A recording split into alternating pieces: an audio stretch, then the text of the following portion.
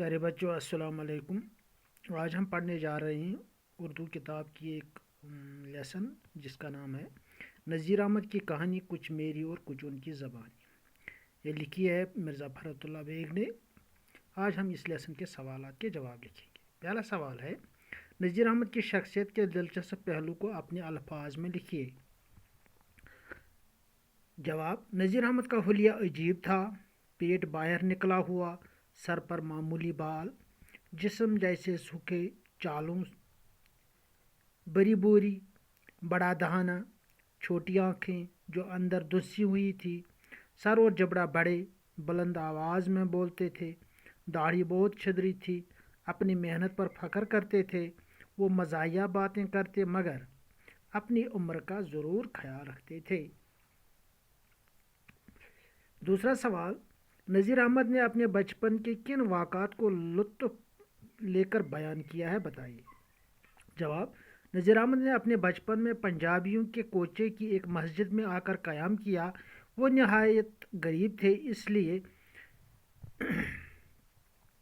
اس لیے اور شاگردوں کے ساتھ مسجد میں ہی قیام کیا ہے۔ وہ گھر گھر جا کر دال روٹی جمع کیا کرتا تھا۔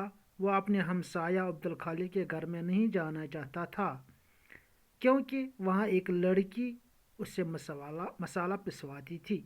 اس کے ہاتھوں میں چھالے پڑے تھے۔ تقدیر کی بات دیکھو، وہی ظالم لڑکی پھر اس کے نکاح میں آ کر اس کی رفیق حیات بن جاتی ہے اور اپنے ماضی کو یاد کر کے لطف اٹھاتے ہیں۔ تیسرا سوال: نذیر احمد کے ساتھ پڑھنے والوں میں کون کون سے ادیب شامل تھے؟ نذیر احمد کے ساتھ پڑھنے والوں میں فارسی کے سید احمد خان، حساب کے منشی ذکاء اللہ اور انگریزی کے پیارے لال جیسے ادیب شامل تھے۔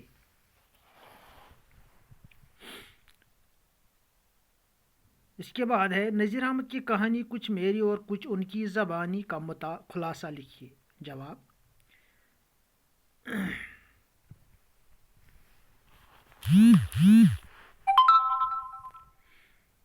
یہ دلچسپ مزاحیہ خاکہ مولوی نذیر احمد کی شخصیت کے بارے میں ہے۔ کچھ باتیں مولوی صاحب کی زبانی سے کہلوائی گئی ہیں اور کچھ خاکہ نگار کی زبان سے۔ اس طرز تحریر نے یہ خاکہ نہایت دلچسپ بنایا ہے۔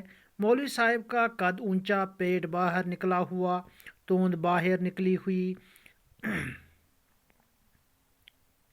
مگر بھاری بدن کی وجہ سے قد چھوٹا معلوم ہونے لگتا تھا۔ چھوٹی چھوٹی آنکھیں تھیں، دہانہ بڑا تھا، اونچی آواز میں بولتے تھے، داڑھی چھدری تھی۔ بچپن میں غریبی کے دن دیکھے تھے۔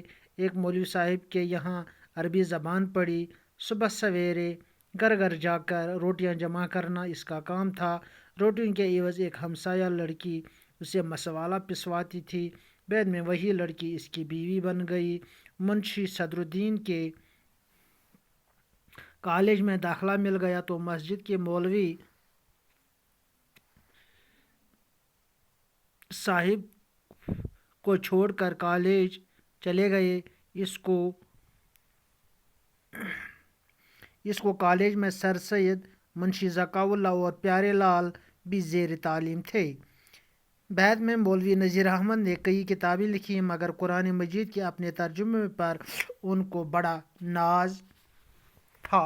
مولوی صاحب کے یہ سب حالات لکھتے لکھتے خاکہ نگار نے زبردست خوش مزاجی پیدا کی ہے۔ یہ اس لیسن کے کچھ سوال ہیں۔ امید ہے کہ آپ ان پر کاپی پر لکھو گے اور پھر یاد بھی کرو گے۔ شکریہ۔